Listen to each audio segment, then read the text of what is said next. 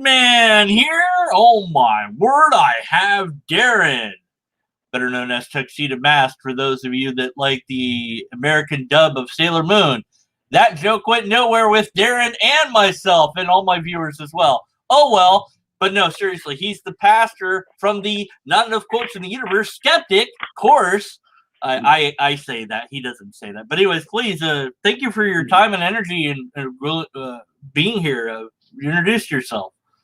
Sure, Dan. Great to finally meet you. We've been corresponding through email a bit over the last few months. Looking forward to chatting with you. Somehow you found the Skeptic course. I'm glad you did. And months ago you said, hey, want I come on your show, channel, or whatever? And I said, yeah, watch the whole course and then let's take an hour and ask me anything you want. And that's what I'm here to do. Looking forward to it, bud. Right. Well, I haven't finished the whole course yet, but I've gotten through a large chunk of it. Perhaps I won't need to finish it after resolving these questions. Who knows? There you go. I will ask you questions about what I've seen so far, condensed, and try to get to all the relevant points. I have a couple of questions of my own for you, too, but we'll get to those. Okay. Yeah, I was going to say, obviously, you probably want to ask me questions.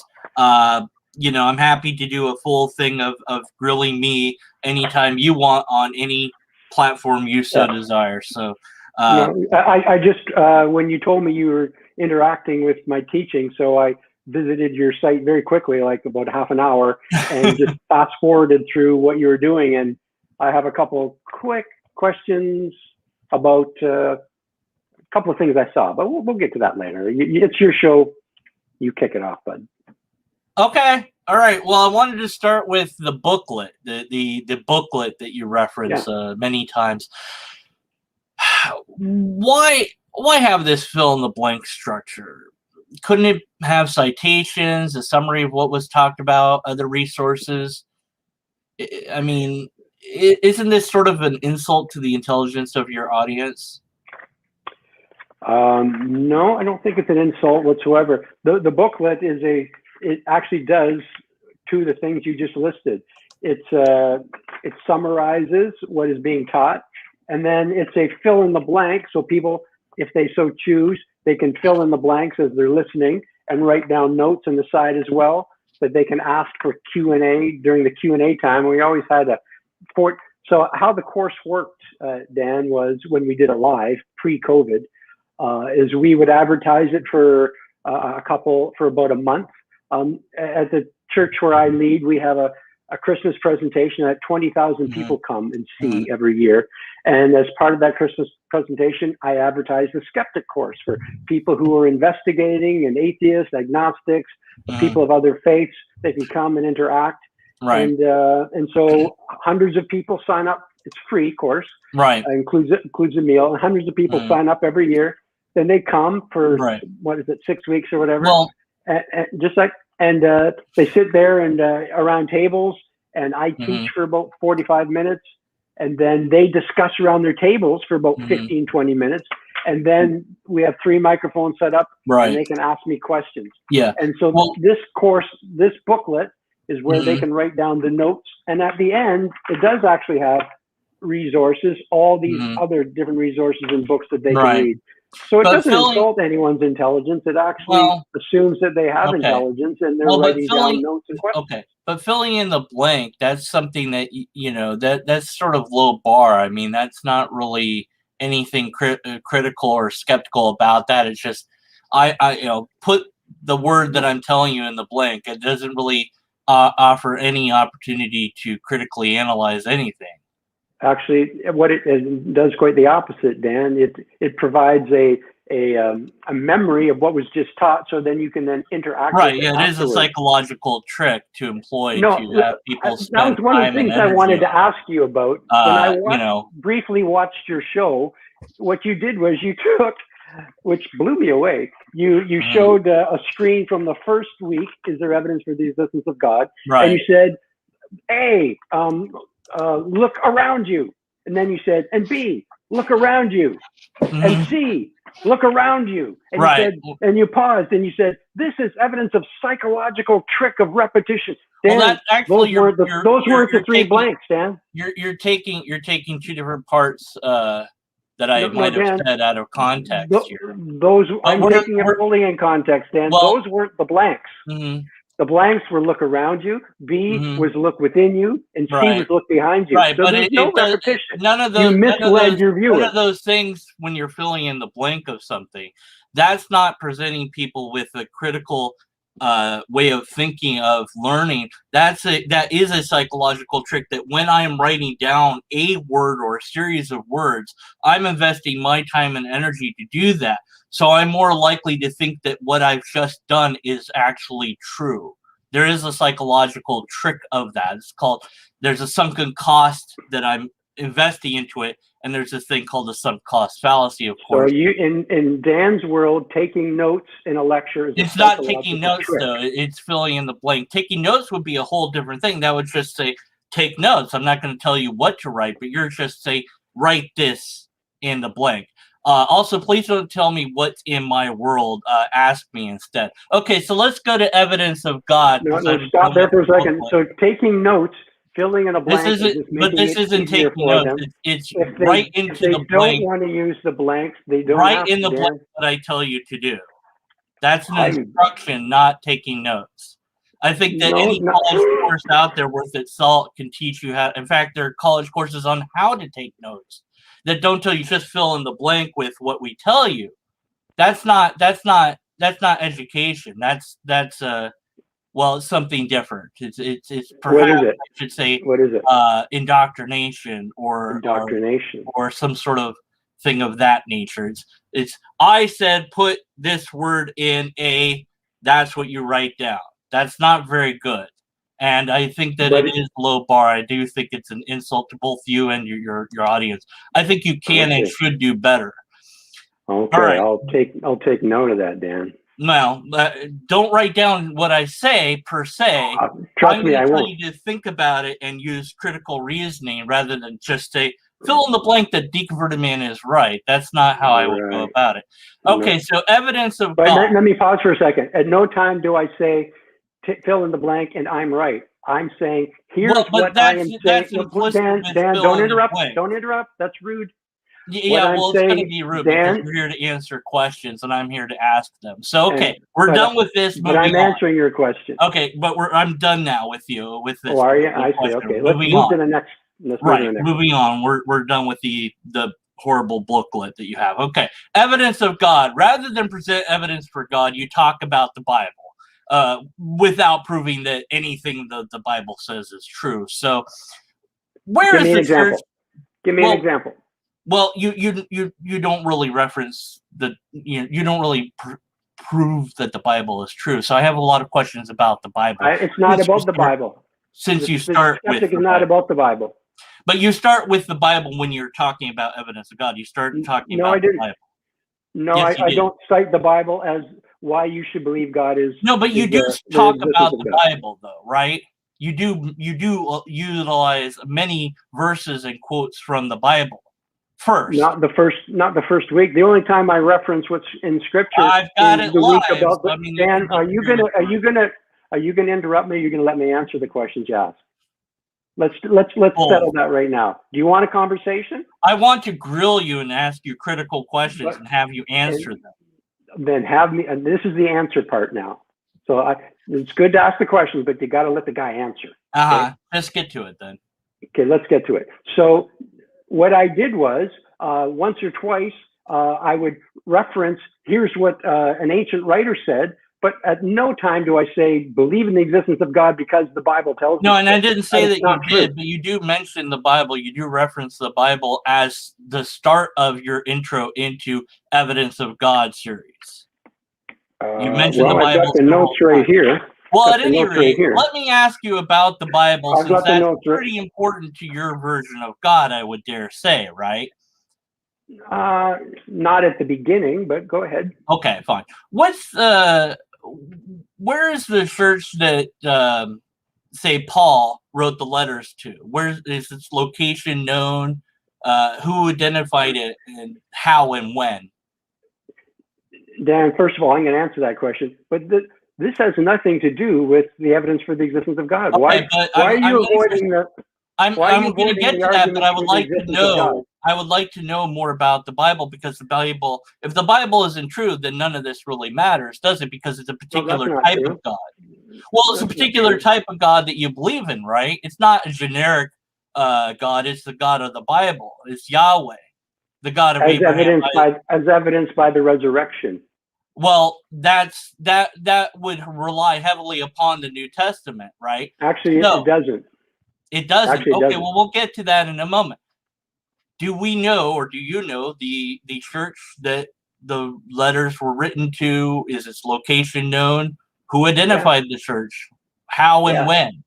Yeah, actually, this is what I've spent 40 years of my life doing. Okay, yes. Are you going to let me answer, Dan? Go ahead. And you're entered into a whole world here of historicity and critical thinking that I'm not sure you're aware of that these are not issues that are debated. Even atheist historical scholars don't debate whether or not Paul wrote Romans, Corinthians, etc. Bart Ehrman, probably the most well-known critical atheist scholar, has no debate whatsoever about the letters written by Paul. That's not debated. That's known historically. So you're in a whole realm here where there is no doubt about those issues. Historically, we do know Paul wrote these letters. And we actually do know that the letters that we have are historically reliable because of the... and where's the church that he wrote those letters to today? Is it still around? Some of them are. There's a church in Rome. So there's a church in Corinth. There's a church in Thessalonica. The church means a gathering of people. Back then, they were mostly small groups. So, those churches are still there. Those locations are known, and they've been identified. How were they identified, and who did it? When? How were what identified? The churches. The churches were gatherings of people. So what Paul did was he traveled around the area. He started groupings of believers, and then he would leave and start another group somewhere else in Thessalonica and Corinth and so on. And then he would write letters to them, checking up on them, backing up what he had said, encouraging them. So he's writing letters to people he already knew. The exception is Rome. He had never been to Rome yet. So all of the different at least some of those churches have those do they still have copies of those the whatever he wrote then? Oh no, the fragments are in papyri. They don't last 2,000 years. Just like Aristotle's works and Plato's works. Speaking about the fragments of the Bible, where were they found, and by when and by whom? Is there a list that details where all the different fragments of the various parts of the Bible were found, and by whom, and what methodology was used?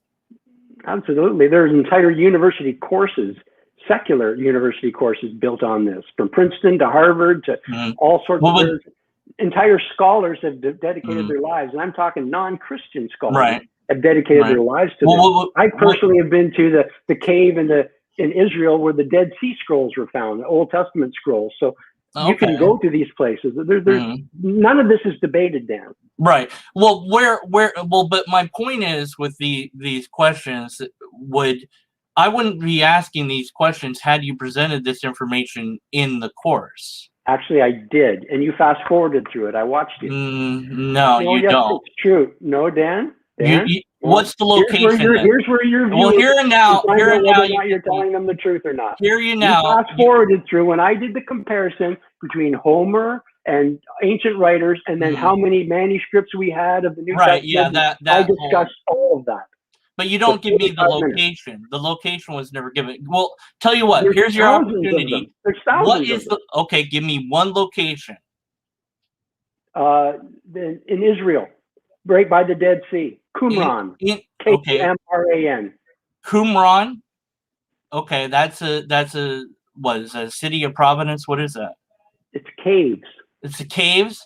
Okay. Caves in Qumran. Okay, you can go visit there if you'd like. All right, very well. When was that area found, and who found it? When was it found? Yeah, who found that area? What group of archaeologists, or what team, or what single person? Actually, they were discovered by a little shepherd boy was having his sheep, and Arab, I believe he is Palestinian, and he was throwing rocks up at a cave, and he listened to the rock make a special clunk sound. He said, "What's that?"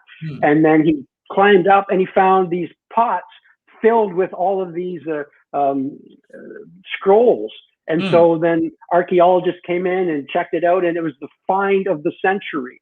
And now there's an entire museum, which I've been to, the Museum of the Scroll in Jerusalem, and you can go and see the Dead Sea Scrolls. And they toured around. I was in Toronto. So we know who these archaeologists are, but do you know offhand their names or anything? No, I don't, but it's not hard to find. Google Dead Sea Scrolls. Yes, well, but that would be great information, I would think, to include in your course to teach people. I mean, that would help, that would enable people to say, hey, these things were actually found somebody, and now I know where and when and who discovered it. I think that's important information to give out that you didn't, you know. So now that you know that, how has it changed your view, Dan? I'll answer questions at a different time. Right now, it's your turn. Gotcha. Okay, so how was canon decided, and where and when and by whom, and what methodology did they use? What does this have to do with the existence of God? I'm just curious to know the answer to the question. Well, canon was whatever was written by an apostle, one of the original apostles. Their authoritative writings were immediately agreed upon as being scripture. And so the canon was not a matter of not allowing some scriptures. The canon was officially recognizing what they already knew to be scripture, and it was weeding out what was not scripture. So that was decided upon actually quite early, within the first, let's say AD 33 is when Christ died. Most Gospels were written within the next 30, 40 years. So by the end of the first century, the canon has already been agreed upon. And who did that? Was it a group, or just kind of? It was the church in general. The leadership of the church gathered together, and they said, here's what we all already recognize, because many of them were being killed for having scriptures. The Romans were killing them. And so they said, hey, if we're going to die for having scriptures, we got to know that what we're dying for is legit. So what's legit and what isn't? And that's what they decided upon when they had these gatherings together of the leaders. Okay. Let's see, that would have been, again, interesting information, I think, to include. I've taught on all of this stuff. Well, not during this particular course. The canon wasn't an issue because I wasn't teaching on the canon. Who did the translation, and when and where did that take place? Which translations? There's many translations. Well, yeah, you're right. There are many translations. I suppose the first English one is of interest. I actually did see a documentary, but I don't remember any particulars. I was just curious if you would know offhand. I wouldn't necessarily expect you to know these things offhand, by the way. I was just curious. Well, maybe Tyndale, perhaps. Actually, the number of translations in the world is a strength for scriptures, and it's not a weakness. A translation simply means taking the original Greek and Hebrew and translating it into contemporary languages. So it's not as though each translation is different. It's not. It's just like I studied Greek, I studied Hebrew, I studied French in my life, and I can say to you, bonjour. And that literally means I can translate that to good day or hi or hello. Those are different translations of the same French word, bonjour. Well, so some people, like, there are many different translations of the scripture. It's the original Greek, and then different ways of translating that into different languages. Right. Well, some people, I mean, there has been issue, I think, taken with King James version, and there are some that say King James only is that, I think, although tangential, might be something of interest to have explored. Do you have any particular take on that, or you don't think that that's really relevant? It had nothing to do with evidence for the existence of God. And fair enough. But it's kind of like the flat Earth society. I'm just curious, as an outsider, well, I used to be an insider, but now I'm an outsider looking, and I'm like, what about all the, what's the NIV and the King James? What is all, Those are all different attempts to take the ancient language and make them understandable in today's English. Yeah, and English evolves, right? Oh, yes, absolutely. And you're right. I mean, this is somewhat tangential, but again, the core of this particular God is tied to the Bible in some way, shape, and form. So I think it's relevant to know more about the Bible. Yeah, but you advertised that you were going to grill me and make me face the logical fallacies, and I would love to look at something like the Kalam cosmological argument. We'll get to look that. At that. We'll get to that. Yeah, I'm anxious to get to my logical fallacies. Well, bring it on. Come on, get to the logical fallacies, Dan. We will. Do you actually like or use the Kalam? Because you didn't actually use the Kalam, so I didn't get to cover it. I did use the Kalam. The very first one was the Kalam. Whatever begins to exist out of the cause, the universe has a beginning, therefore the universe has a cause. That's the Kalam cosmological argument. Yeah, but you didn't actually use that version. You used something else. I did. No, exactly what I used. I think I would have complained about it had you. I distinctly remember complaining that you didn't use it, but maybe you did and I missed it. It's possible. Okay, so the first thing you did say, though, is look around you to find proof of God. So I did exactly that, and I'll do it again. Okay, what am I looking for? What method is this? What are you suggesting that I utilize to find God when I look around me? Well, the notes said, and if you remember, and if you had your notes, you'd remember, and that's how they're helpful. It said the existence of the universe was the next line. And then I said the universe had a beginning. Okay, so this is actually classic logical argument. But when I look around me, because that's what's said, I look around me, I actually do what you said. And I do not see God. I see walls, I see, things around me, but I do not see matter and energy, right? Right. So can I see, or can anybody see God? That's no, you can't. Okay. But you can see evidence of his existence. So is it fair to say that looking around you is not a valid way to find God then? No, not at all. Not at all. You're right. Not at all. It isn't a valid way to find God. Is there evidence around you that somebody, that house that you're in right now, that it just has been there forever? Would you look around you and say, by looking around me, I can tell that this has been here forever? It's an interesting question, and I'll answer any and all questions at a later time. I'd like you to answer it right now. Answer that right now. We're not going to, though. So Gideon and Elijah tested God. Can we test God? No, we're not. I want to go back. I'm not done answering your question. So the Kalam cosmological argument is whatever begins. Yeah, I know what the Casey is. I've covered it already. I know what the Casey is, and I've already covered it in a separate video. Actually, but I went to your site, Quora, and you say KCA states that because everything has a cause, the universe has a cause. That's one version. What the KCA is. No, there's many versions. Actually, I'll correct you because I actually only one cited version. a version. No, there's several versions. Actually, you're wrong. No, but it doesn't matter. However you want to phrase it, I covered it, and it's fallacious because we don't know for a fact that. That's exactly what you say in your site. You say science does not agree that the universe has a beginning. Exactly. It fails utterly via the science alone. That's true. Science doesn't say that it has That's not true. Let me quote the science for you. I'm going to quote the science for you. Really? Okay. What science is this? A peer-reviewed published paper? This is, yes. These are peer-reviewed statements. Absolutely. Okay. From Here's who? The science. Let me answer, my friend. That the universe began to exist. First of all, you have the expansion of the universe. Einstein, in his theory of general relativity, he had the fudge factor in initially.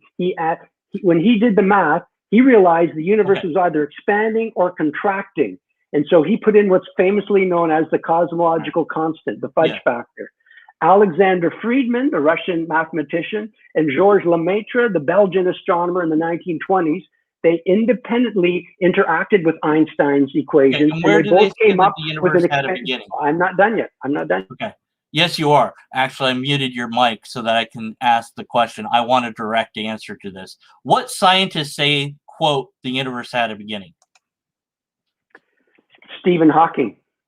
Stephen Hawking did. Alexander Vilenkin. What peer-reviewed paper did he say that in? His book, A Brief... that's not a peer-reviewed paper.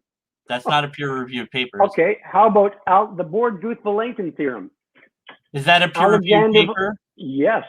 In fact, Okay. I watched the And it presentation. says that the universe had a beginning. Let me quote the end of the paper. This is from the his end. 2003 paper on their theorem. I quote, "It is said that an argument is what convinces reasonable men, and a proof is what it takes to convince even an unreasonable man.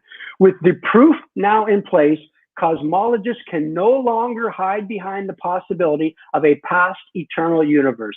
There is no escape. They have to face the problem of a cosmic beginning." And who That's said Alexander Vilenkin, who is an atheist. Okay, and what peer-reviewed paper was that? That is their Borguth-Vilenkin theorem, their paper that they put out. And now I'm also quoting from his lecture at Cambridge University on the 70th day of Stephen Hawking's birthday. Like that he said that the universe had a beginning, it's just that it's not eternal. There's two different things there. This is another point that you brought up that I find fascinating, because you just committed a logical fallacy.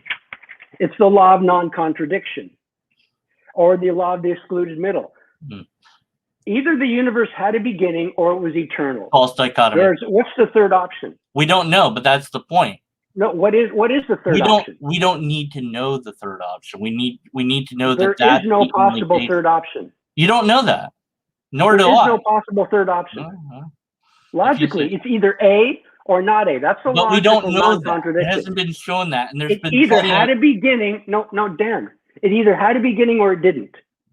What's the third? What's the third option? We don't. That's the point. You don't need to know. But see, that's my point. Is you don't need to know that the third option answer.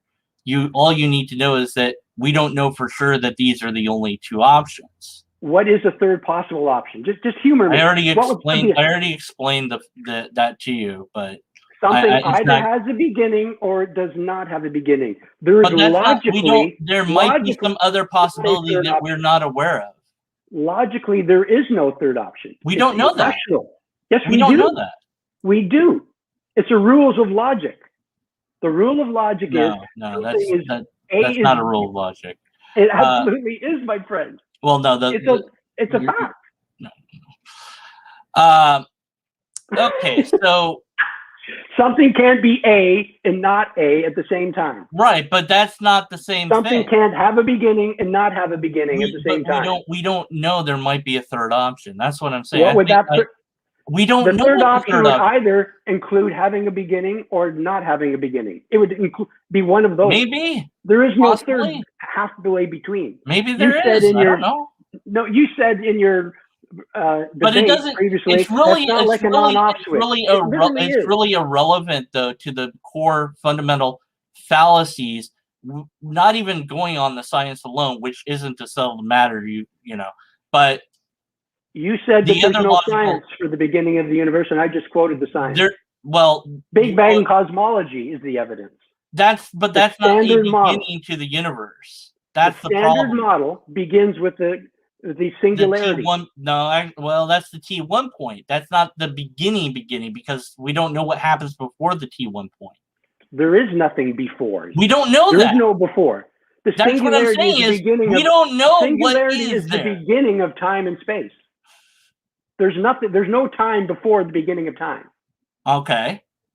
And so there's no when and there's no where, as far as we can determine. We don't know what that would be like. But nothing could be there, right? Correct. Nothing. Nothing. Okay. Thank you. So it's the beginning of time and space. Okay. So if I agree with you that nothing could be there, then there is no God. No, that's not true. Well, you just said nothing can be there. God's not a thing. Oh, okay. So God's nothing. No, God is someone. But God's not time, matter. God's outside of time. Be outside of time and space? How does that work? Yeah, that's a great question. And that's what the Kalam cosmological argument answers. Actually, whatever begins to exist has a cause. What does begin to exist mean? Means that before T0, there was nothing. But see, that's not what the comparison relies upon, is it? What are you talking about? The comparison relies upon? See, the thing is, you're referencing something that we already know that's causal for the thing to work. Whatever means, universally speaking, all the things that begin. That means more than just the singular event of the universe, but everything that begins to exist. So at some point, this guy here began to exist. He wasn't always in this format. Okay, sure, I can grant that. But when did he begin to exist? When this part was made, or when this part was made? This is the whole thing kind of breaks down when you start to ask these critical questions. And the molecules and atoms and components of it, those things have existed for goodness knows how long. So Dan, was there a time when you didn't exist? So when did he begin to exist? Dan, I've asked you a question. My atoms exist? existed. Well, I don't know what that means. Is there a difference between you and your atoms? Well, I don't know. I might be the sum of my atoms for all I know. Where were you during the paleontological age, the Cambrian explosion? Where were you during the Cambrian explosion? I don't know where all my atoms and component parts were at that time. So you are just your atoms. Well, at the bottom root of it, we're all the sum of our parts to some extent. To some extent, yes, but to the full extent, we're also more than the sum of our parts, just like any complicated device. But But my point is to say that it began to exist. Well, if my atoms and whatnot have been around since goodness knows, at least 13 billion years, give or take. 13.8, 14 billion, yeah. Yeah. So you don't have a problem with the age of the universe. That's good. That will eliminate that question later. You also don't have a problem with biological evolution, just to get that problem out of the way, right? No? Okay. So yeah, I mean, so when did I begin to exist is really difficult to say, because what are we talking about? Are we talking about the atoms? Are we talking about me? You're actually on a bunny trail. You're on a bit of a bunny trail that doesn't matter, because you could reframe the cosmological argument to be whatever atoms begin to exist. You could just, whenever they're cling together, it doesn't matter. It's all the matter atoms and energy and time. Now see, the atoms themselves beginning to exist, that would actually be a far more interesting way to frame that argument. Actually would eliminate a lot of problems with the universalistic claim that the Kalam has implicit in it by saying the word whatever. It's a superlative, so you're saying everything, and we don't know about everything. We only know about the things that we have observed thus far. We do, actually. We don't know about everything. The Big Bang cosmology, the standard model of every Big Bang cosmology, is that the universe began to exist at this point of singularity. If that was the case, you wouldn't need the argument. If it's settled science, you wouldn't need a philosophical argument. You wouldn't need a philosophical argument if you had the science settled. The science isn't settled. That's why you have the argument. And it's been debunked many times by plenty of people, not just myself. So Dan, we're moving on. You agree that the universe began to exist? No, I don't. Oh, so it's eternal in your mind? No. So here's where you lose me with you accuse me of logical fallacies. You're saying the universe is not eternal, but it didn't begin to exist. I don't know which one it is, or if it's either of those. What is the evidence that the universe is eternal? I didn't say that the universe was eternal. I don't know. What is the evidence that the universe began to exist? I just quoted to you. Well, no, I just quoted you Alexander Vilenkin. Well, we'll have to look at that peer-reviewed paper later, and if it says what you claim it says and in the right context, etc. Okay, I don't have time to do that right this moment. It's going to take. I am shocked that you claim to have interacted with the Kalam cosmological argument. I have. And you've never heard the Borde-Galuth-Vilenkin theorem. You've never heard the Borde-Galuth it sounds like another attempt to save this broken argument, but again, that would be my video KCA. So you can complain about that. If you find flaws with it, I'm happy to look at that. And you can post citations if you have links. So of course, Google. Well, yeah. You can send me all relevant links through email, because YouTube will eat. What about the second law of thermodynamics, Dan? What's the first law of thermodynamics, and how many laws are there? I'm asking you about the second. What's the first law? Let's see how much you know about thermodynamics. What's the first law? I'm asking you about the second. What is the first law? I'm asking about the second. What about? I don't care about the second. What's the first law? Well, if you're not going to answer about the second, I'm not going to talk about the first. I'm not Okay, going to play let's that game not with you. talk about that then. Good. Let's move on then. All right. The law of entropy. You're just going to ignore the law of entropy. Well, it doesn't apply to what you're trying to get it to apply to. But the first law, by the way, is zero. There's a zeroth law. So, and there's 4 in total. Who knows why they named the first one 0? I don't know. No.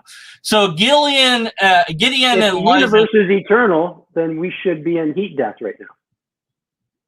Well, it depends, but it's a very. What does it depend on, Dan? What does it depend on? It depends on how things work before the T1 point, and that's the problem. Is when you get towards that. There's nothing before T, Dan. There's nothing before T. Well, okay.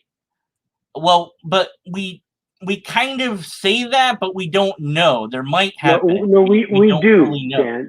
No, this isn't debated. This isn't debated, Dan. No, it is debated because I watched I quoted the National Science World Festival where scientists were in fact debating this very topic. So they were claiming that there is something before the beginning of time in space. Well, they explain it far better than I. I'm not a scientist. I'm an amateur logician at best. Okay, we have to move on beyond the Kalam because I've covered that before. Gideon and Elijah. Not very well, my friend. Well, that's fine. Okay, you can complain about that on that video. Gideon and Elijah tested God. Can we test God? Can we test God? Yes. And what's define the word test? Well, Gideon and Elijah both were provided with a test. I'm sure you're familiar with those characters and the test that they were given, right? What test did Elijah use?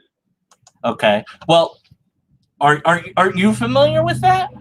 I'm not familiar with the test Elijah used. Well, I'm very familiar with Gideon. I'm familiar with the Baal one. Let's go with that one. That one's a great Baal? one.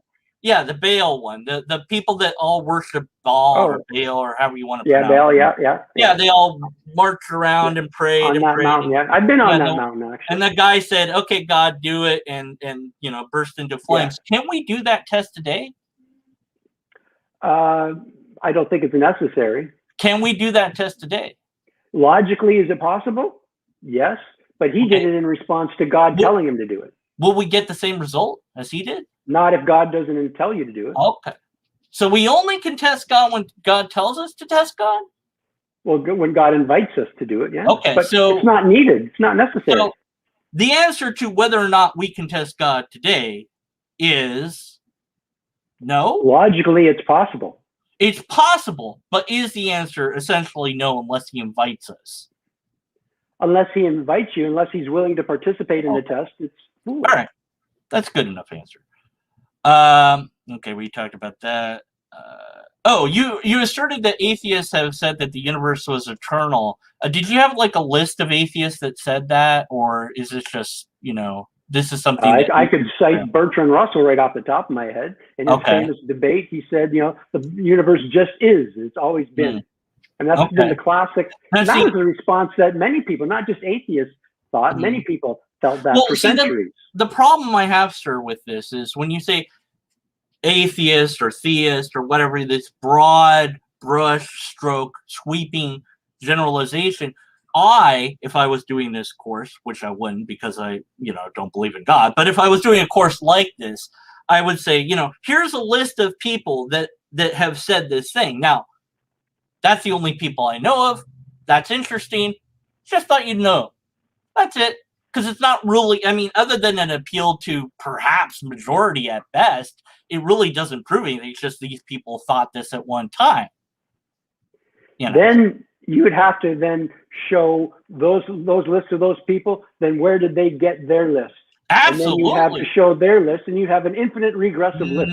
Well, yes. Well, perhaps you would if you really. Well, you would. If I followed your reasoning, I would have an infinite regressive list. And when you're making a public presentation, Dan, you don't cite all of your liner notes. Right. You have half an hour to make a presentation, and then people can ask questions afterwards. But perhaps, rather than just say all atheists had said this at some point, instead of saying that at all, because at best you would have a list of atheists, right? At best, maybe you'd have the majority of atheists that said that. But that doesn't make it true. Nor Please list for me a historical atheist who did not believe that the universe is eternal. I have no idea. That's not my burden. It's yours. Oh, actually, I'm telling you that name an atheist historically before the Big Bang. But that's my point, is that naming people. Name one. My point, sir, is that naming people, like I was trying to explain to you, even if we had this list, which would be great to have, a list of all these atheists that said this thing. List every atheist. Right. Well, I don't think every atheist said this. Give me the exception. Give me the exception. A good majority might have said that. Who knows? Give me the exception. Give me just one exception. All right, I'm going to mute you if you do that again. Okay. What if I challenge you? No, I'm trying to get through here. I'm trying to explain to you, educate you and your viewers. Okay. Give me one exception. That's not the point. The point that I'm making is not about who said what and where, because at best you would have an appeal to the majority opinion of the day. That doesn't make it, well, so what that they believe that? People were wrong. And what's your point? That's the thing, is it doesn't matter how many people said X, Y, or Z. What matters is, okay, they were wrong. All right. They thought that at this time. Now they don't. They don't say that anymore. They don't make that argument anymore. So you're still making it. No, I'm not. So you agreed the universe had a beginning. You agreed the universe isn't eternal. I said I don't know if it's... So it's possibly eternal. I have no idea what's possible. Is it possibly eternal? Sure. It could be, for all I know. And what evidence do you have for that? I don't have any evidence. You're the science guy. You're the science guy. What evidence do you have that scientifically? You can ask me any and all questions. What scientific evidence do you have for an eternal universe? I'm not here to answer your questions. You're here to answer mine, okay? And we're not doing this again, all right? This is your time to answer questions, not my time to answer questions, okay? All right? Do you understand? Okay. All right. Yeah, you're still on mute. You're still on mute. All right. Okay. You use the word probability. What mathematical equation are you using to figure out what's more probable? Dan, it is incredibly childish what you're doing right now, muting your opponent. This is what you did in your whole video thing. When you would interact with me, you would stop in the middle of an argument, and then you'd go on. When you tried to debunk my opening joke. Oh, your joke was pathetic, but okay. And that's exactly what you did. You would stop. What archaeologists? Where were these archaeologists? Yeah, you never named them. You never said anything about that. You never gave any critical information, and you dared to call yourself. Dan. You don't. You never said anything of value. That's the point that I'm making.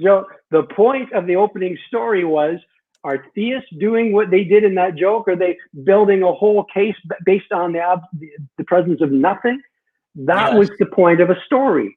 Well, you're building. What you did was you didn't even listen to the story. You would stop it every 20 seconds and then say, "What archaeologists are you referring to?" You used the word. It was funny. Okay. It was funny. You used the word probability. In what context? Give me the context. You said you said that when considering two different opposing ideas, that you've got God or not God, or whatever the two ideas were, and you said deduce in your own mind the probability of which one is more likely, or something to that effect. I don't have it verbatim, if you will. Well, when you can tell me the context, I'll tell you what I meant in that context. Well, you did have this statement, and it's repeated, of that people should intuitively use their own mind to weigh out what's more probable, this or that. So I was wondering if you had a mathematical system for that, or if this is just relying upon one's own intuition. It depends on the context, because there is something called probability theory in response to David Hume's argument. So that is a mathematical thing. But then the word also probability is based upon using your own rational thinking. For example, if there's never ever been an example of something coming from nothing And then you should probably weigh the probability that the universe came from nothing based on the fact that it's never ever been seen in 14 billion years. And if a universe can come from nothing, then why can't an elephant suddenly appear? Why can't a mountain suddenly appear? What's so unique about universes? So there's an example where you could weigh the probability. Oh, what's the probability of the universe popping into existence out of nothing? I don't need a mathematical theory to say, the probability is probably quite low since it's never, ever happened. Well, but how would I know that? I mean, how would I even begin about that? And there's some. How would you know what? How would you know something's never popped out of nothing? Right. Yeah. How would I know? Happen? Have you ever seen it happen? I've never not seen it happen. You've never not seen it happen. Right. Look around you. Look around you. Yes. And are you seeing anything pop into being? Here's the problem. Okay. There is no nothing anymore. If there ever was a nothing, there is none of that now because there's plenty of something, right? So whatever nothing is not something. Right, exactly. So if we have nothing, right, and then we something, can't have nothing. Nothing is the absence of everything. Well, I don't know that we can't have nothing. Who knows? I have no idea. But if I'm positing this as an idea, and I'm saying nothing equals whatever it is, in this case, I'm saying nothing equals the state where there are no rules, there's no laws of any physics or anything of there's nothing there. Literally, just you wouldn't even call it of everything. Right, and then you there's say, no physics of nothing. Right, and you say, and then something popped into existence. Now you have something, because now you have that thing, whatever that thing is. Maybe it's a horse. I don't know. Whatever you want it to be. It's a lobster. Sure. Right, and you go, well, now we have a lobster. And now the lobster has certain rules or whatever to it that weren't present when it was just nothing, because now you have something. So once you have something, then you have rules. But before you had rules, you don't have any rules. So who knows if there are no rules, there's literally nothing to prevent something coming from nothing because you have no rules. If you say it's a rule that can't be, then that's a rule. That's something. So my goodness, this is fascinating. So what you're arguing is that since there are no rules, since nothing is the absence of everything, the absence of matter, time, space, energy, it's literally absence. Right. Yeah. Therefore, there are no rules preventing nothing producing something. Right. Is that what you're actually saying? Yes. Wow.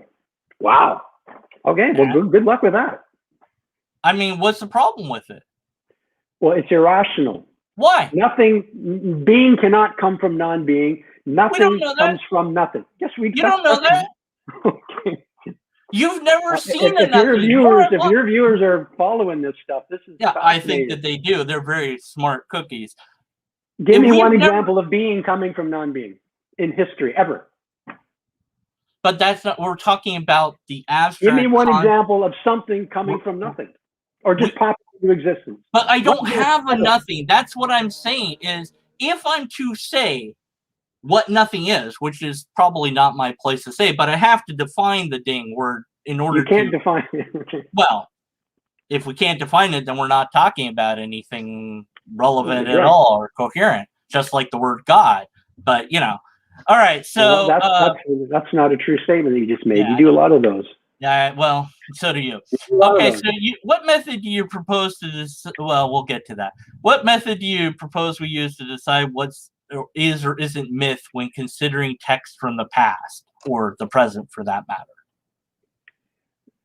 State that question again. I want to make sure I understand. What methodology do you propose that we have or use to decide what is or is not mythological when considering any text from the past or even the present?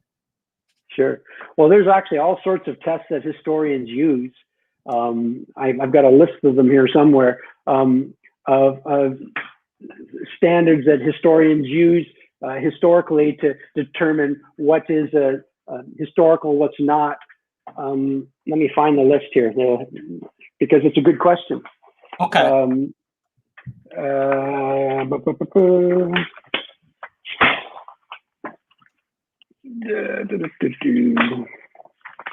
Okay, 50 minutes.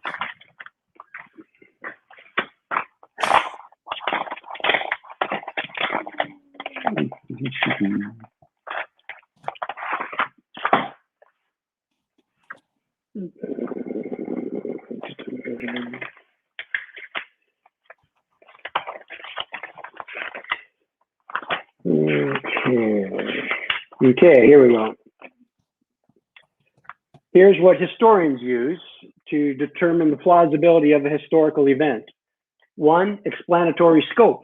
Does it explain the known facts? 2, plausibility. Given the historical context, does it make sense? 3, not ad hoc. Does the event require all sorts of contrived and twisted coincidences? 4, is it in accordance with accepted beliefs? Meaning, does it require one to believe the unbelievable? And 5, does it outstrip rival comparisons? Does it outstrip its rivals in addressing what goes against? So those are the tests that historians use. Okay. Well, I could quibble on the historian's broad thing again, but you already know my grumbles about such things. So look it up. Look for the tests of historical which documents. historian said this, who agrees, is there other methodologies, yada, yada. That's your classic history class 101. Okay. So given those criteria, when we run into a text that says that something happened that we've never seen happen today, like somebody flying into the air or coming back from the dead or whatever, typically that's categorized into mythology just instantly because it said that, So the problem and other skeptics, broadly speaking, well, I'll just stick with me. Forget I said the other part. The problem I have is I've never seen somebody come back from the state of dead that Jesus was at. Me neither. So when I read that, when I see that, and I go, well, there's these other things that also make wild claims that, if not exactly like that, are similar. Like this person came back to life after being chopped up into however many pieces or whatever, and and this person, Muhammad, peace be upon him, flew in the air on his horse or whatever, and all this other stuff like that. It's like I don't have an example of that ever happening today, so I would have to categorize that as mythology because it has those elements. Now, maybe that doesn't mean Muhammad didn't exist or whatever. It just means that aspect of the story. I don't think that happened, so I categorize it as myth. And I use the same system for everything that has anything that's of that nature. It says George Washington chopped down a cherry tree and then flew off into the sky. I'd be like, well, that's mythology. Maybe George Washington existed. Maybe he chopped down a cherry tree. But that whole bit there where he flew off, that's got I gotta say the whole thing's mythology at that point. So what I'm trying to figure out is, it seems that the Gospels especially get special treatment that other religious textbooks do not receive the same sort of treatment. Oh my goodness, Dan. Wow. It's actually quite the opposite. No ancient document in history has had as much a critical examination. The Quran has no critical examination. The New Testament, for hundreds, a couple thousand years now, has been under attack and been examined and studied ad nauseum. So, to say that it's given a pass, it's actually quite the opposite. Entire people have dedicated their lives to critiquing it. As far as deducing these things are certain things are myth, and how would we say no, those things aren't myth, those things really happen? How would we possibly decide that? Well, actually, I just gave you a list of how they do it. But on top of that, with the resurrection, I don't just randomly believe the resurrection. Okay, there's historical facts that are behind the resurrection that are agreed upon by the vast majority of historians. Yeah. And we don't have a list of those historians, do we? Yeah, actually, the vast majority. Actually, lists are. If you Google Dr. Gary Habermas. He actually has given a list of those historians. Okay. Dr. All Gary right. Habermas. All right. Very well. I've met Gary. All right. I've hosted Well, him here. we'll have to, again, that would have been great for you to have provided me, so I didn't have to ask the question. His works are listed in the books at the end of my my skeptic book. Okay. So, but again, I did list these things in the teaching. I listed the historical facts that majority of historians agree upon. Sorry, facts. No, there's not facts. Historical facts. No, they're not historical facts. They're things written in the Gospels. No, these are written outside of the Gospels, and because really? yes, and if you watched teaching that day, you would have heard that Jesus coming back from the dead is written about outside of the Gospel during and or immediately following the time that he did this. By whom? Historical facts about Jesus and about his followers. Okay. So the miracle claims made by the Bible, are those talked about outside of the Gospels? Yeah. Where?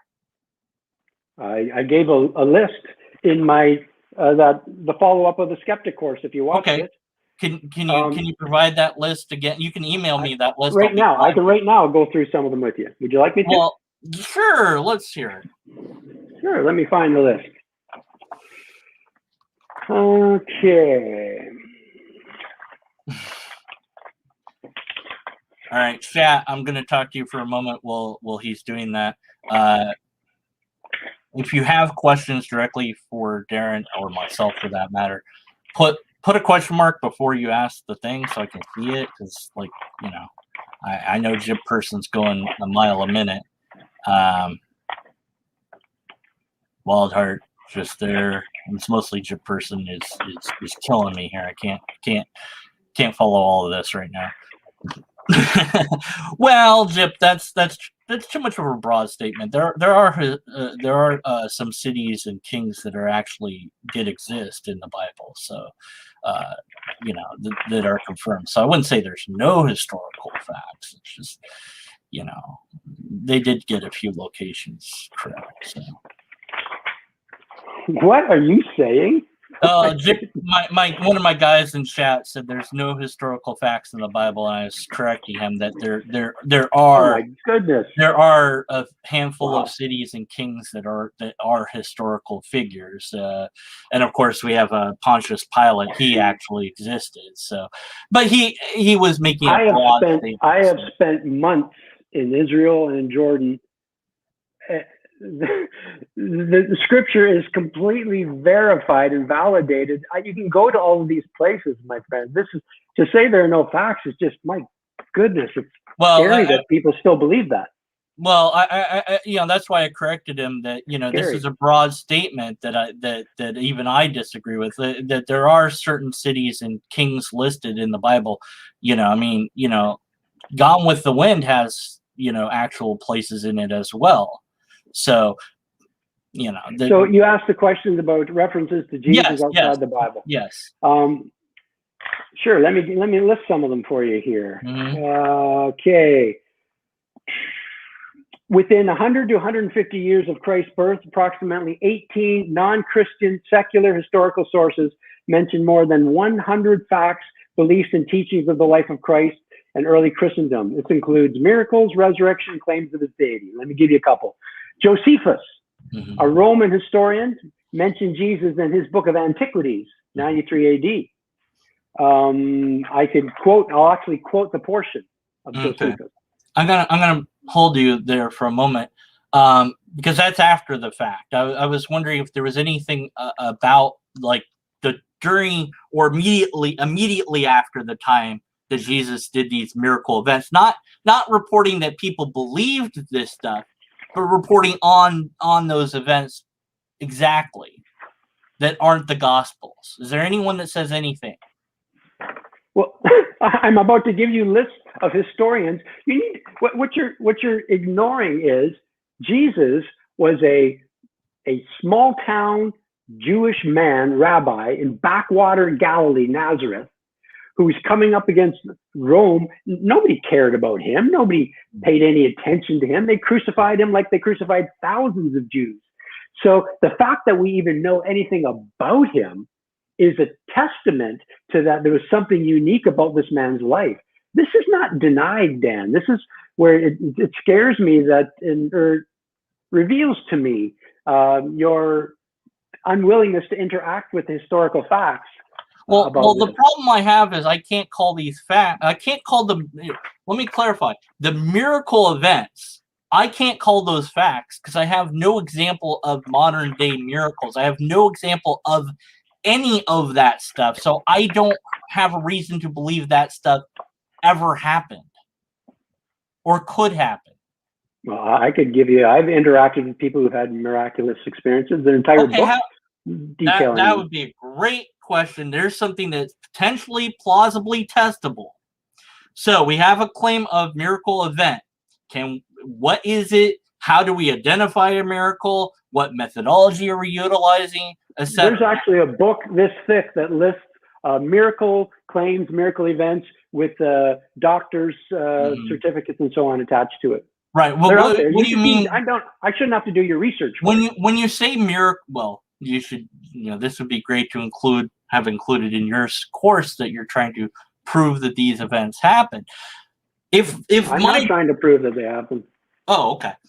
If my door was to open right now, that'd be pretty scary. And both you and I would be I think we'd be a bit shocked. But I went to the door and I looked around and I saw nothing, no one, no animals. Would the explanation be that it was a supernatural event? That wouldn't be my first choice. Okay. So when an event happens that's weird and strange and bizarre, how do I decide that it's a miracle? Well, there's a whole investigation I suppose you would have to do. It depends on the context. And a door opening suddenly, if you thinking every door that opens is a miracle, I'd probably tell you to visit your doctor. Right, but I mean, if it opened just now and there was nobody around that could have opened it, no animals, no anything, I mean, how would we explain that? I would say your house settled and something happened. Okay, so there's a miracle would not be my first. Okay, so let me go back to historical examples. How do we decide when an event is a miracle? What's the methodology used? I'd say when it's the best explanation. When does that happen?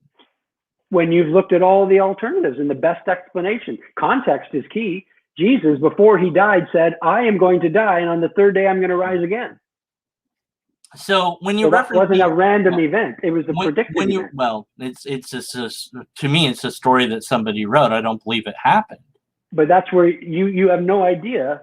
You're obviously ignorant. I don't mean that in a rude way. You're ignorant. You're unaware of the historical facts surrounding New Testament. You're not aware of it. There are, as I said, it's mythology to me.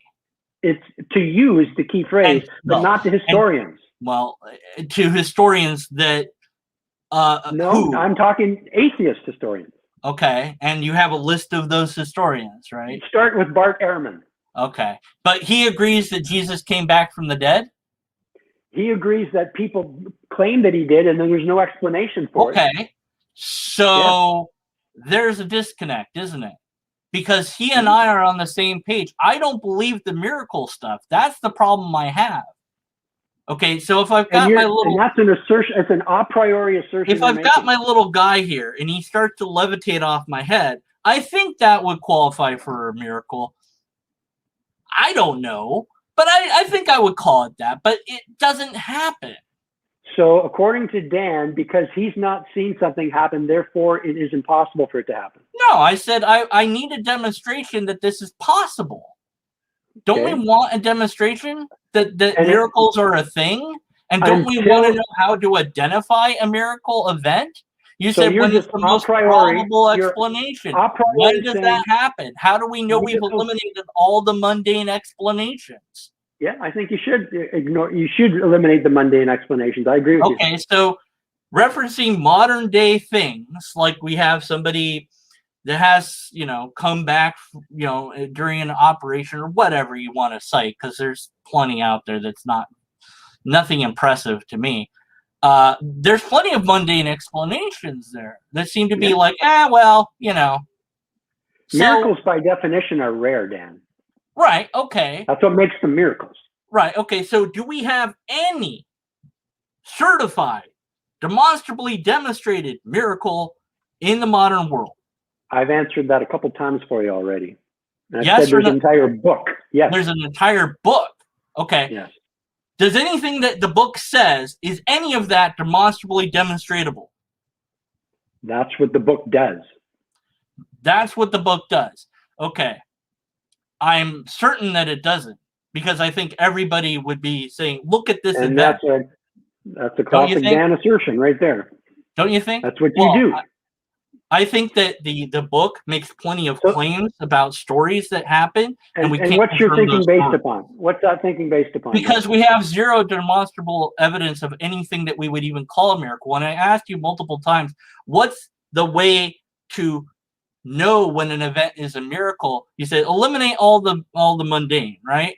Okay, how do we do that? How do I know when all the mundane has been eliminated? Like my example with the door opening. How do I know I've eliminated all plausible mundane explanations? Well, that depends on your ability to. I used to work with the police, and there's a checklist of things you go through, and you eliminate as many of those as you can. The police, that does bring to mind an event that you actually were involved in a murder-suicide. This was involved. They're friends of mine did, yes. Yeah, that's when did this happen? Because you didn't mention. I really don't want to talk about that in this right now. Dan, what does that have to do with it? I'm just very curious because you mentioned it in your course. You mentioned that you helped clean up the basement. I was just wondering when that happened. What happened years ago to two very good friends of mine. Oh, it's horrible. Was it the same state you're in now, or province? You mean? No. No, okay. What state was it in? I'd rather not say. Okay. Well, but you did mention something. Now, correct me if I'm wrong. You said that you cleaned up chalk outlines. Is that correct? That's right. Okay. Painted over them. Painted over chalk outlines. Okay. I really wish you'd given me the state and the date, because when I looked at it, police have not used chalk outlines for years and years and years and years and years. Well, so you're an expert.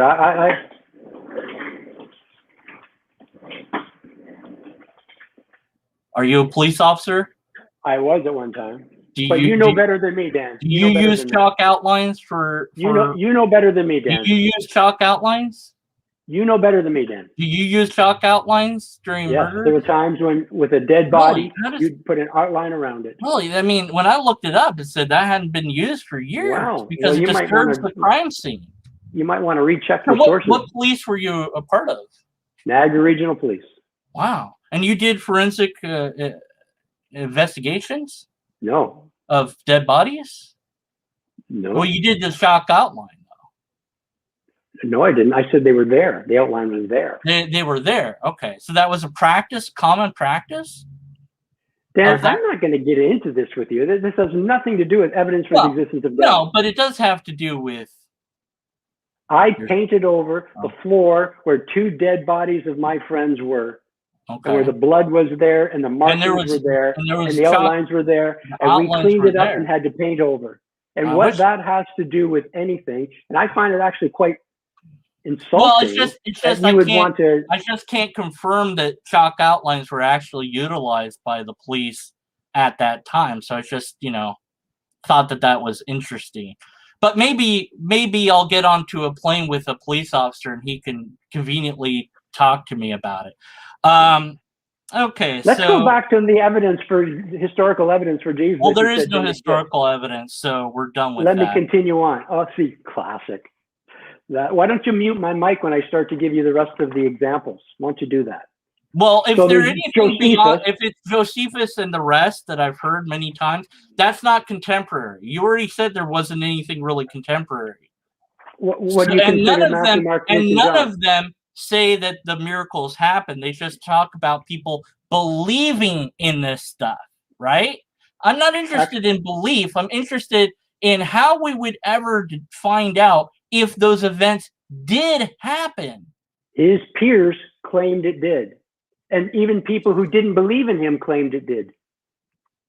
And those are written. Yes, I'd like to read them for you if you let me.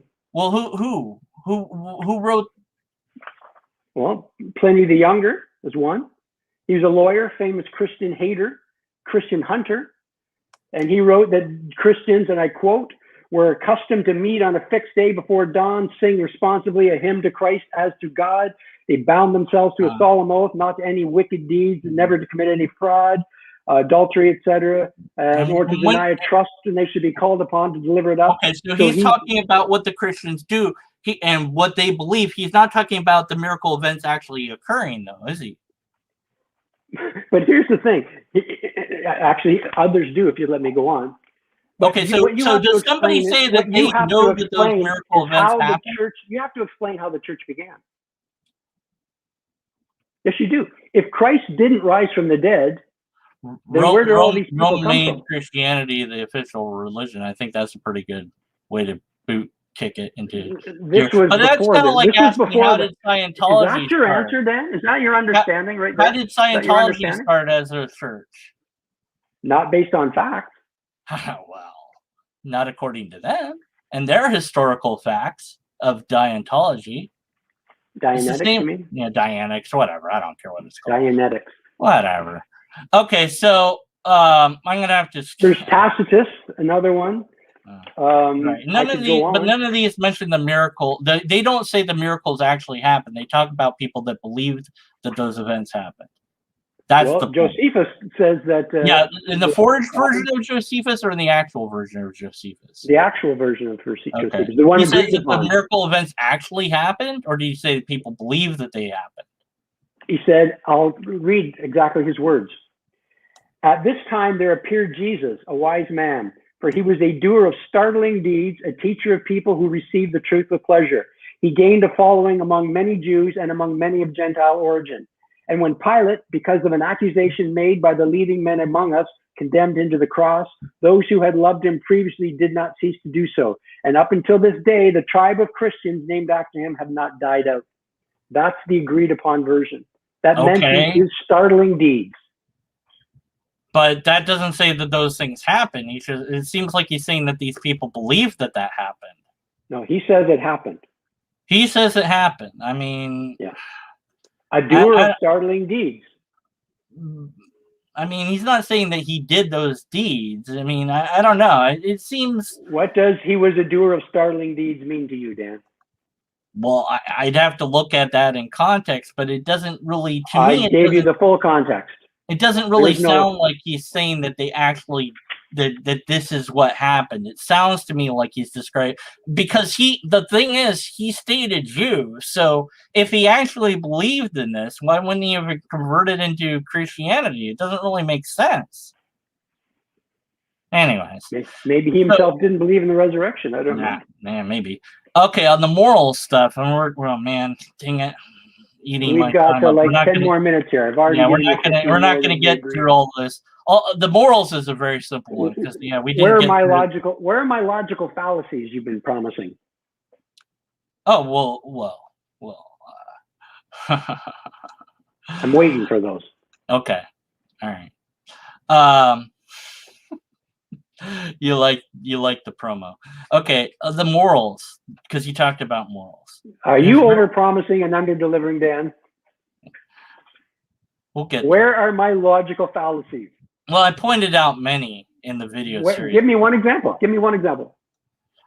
Circular reasoning, broad generalization, oversimplification, appeal to analogy, false dichotomy. Just listing possible ones is not an example. Give me an example of one logical fallacy.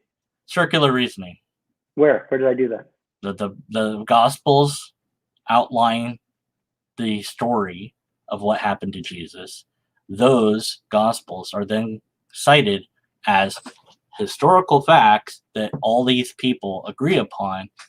Therefore, these events happened. Where's the circular reasoning there?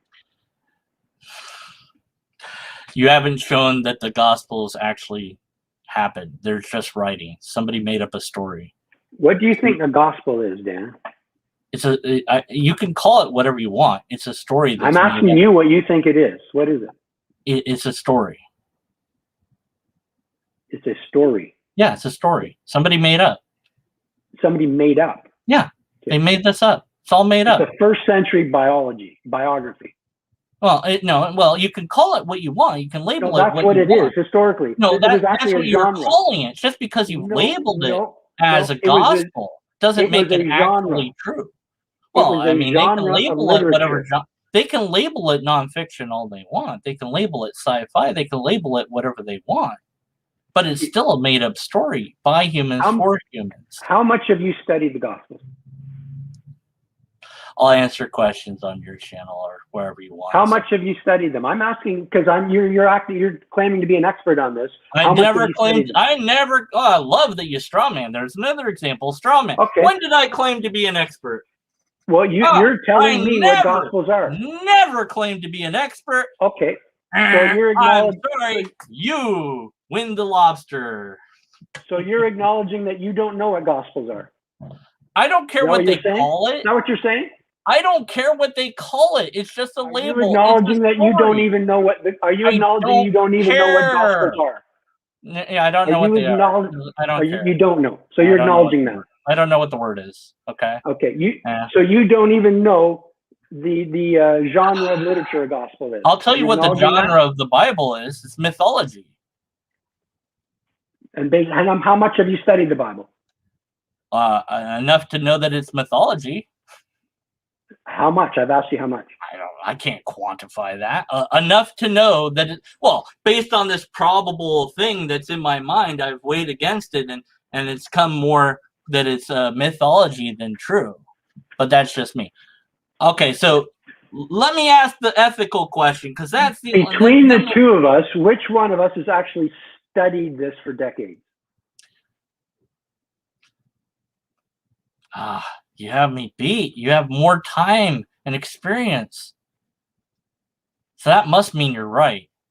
No, it doesn't necessarily mean I'm right. Okay. Moral. But if your listeners are going to depend upon your view on what is in the gospel. No, I don't want them to. Don't get me wrong. Don't depend on anything I say. Be skeptical of everything I say. Absolutely be skeptical. Hammer me in the comment section on everything that I got wrong. Hammer me. Absolutely. I love it. I want to be wrong because then let's go back to my logical fallacies. Where you still haven't given me one. Well, I did. In fact, you did. Circular reasoning isn't one. Well, you've acknowledged you don't even know what gospel is. Straw man. How about that? Since you just committed straw man saying that I said I was an expert when I didn't say that, right? Did I say I was an expert of the Gospels? No. You presented yourself as one. I did? Really? Yes, by telling everyone what the Gospels were and what they were not. By declaring that they were they're mythology. How does that make me an expert? I think that's pretty mundane as a claim goes. They're mythology as far as I can see. I'm not claiming to be you don't have to be an expert to know. So are you going to withdraw? Fairy tale is a fairy tale. Are you going to withdraw your claim that they're mythology because you admit you actually don't know what they are? No, I'm going to continue my claim that they are mythology because they based upon what? The fact that they have supernatural events claimed in them. That's what makes them a mythology. Every single text that has that is mythology. And what's that based upon? What's that assertion based upon? That we have no example of supernatural events. So we have to categorize these things as myth. Otherwise, everything would be true. So if you've not experienced it, therefore it doesn't exist.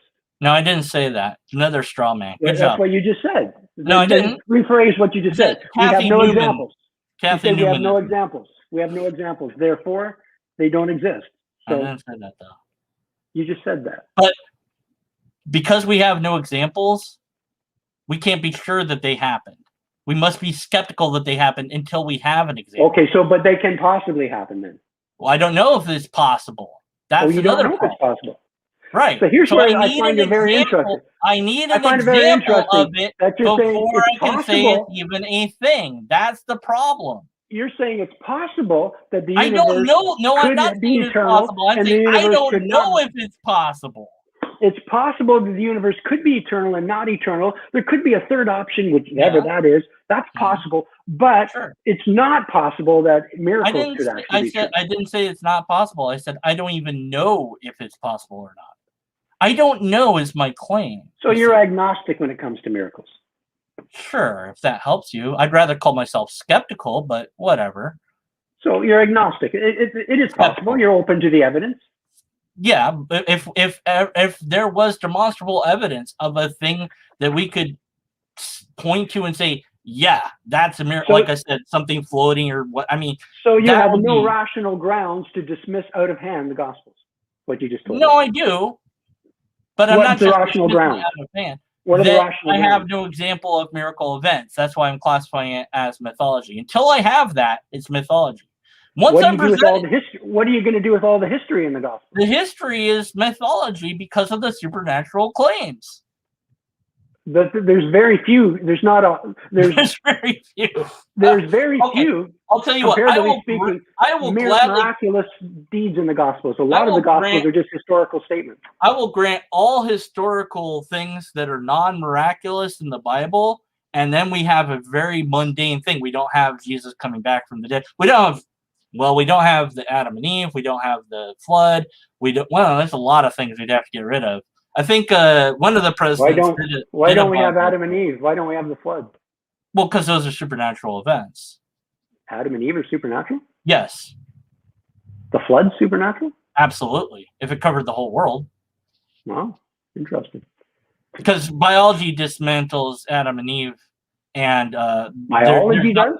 Yes, there wasn't one woman and one man. Explain to me how biology dismantles. I don't have the time. We're out of time here.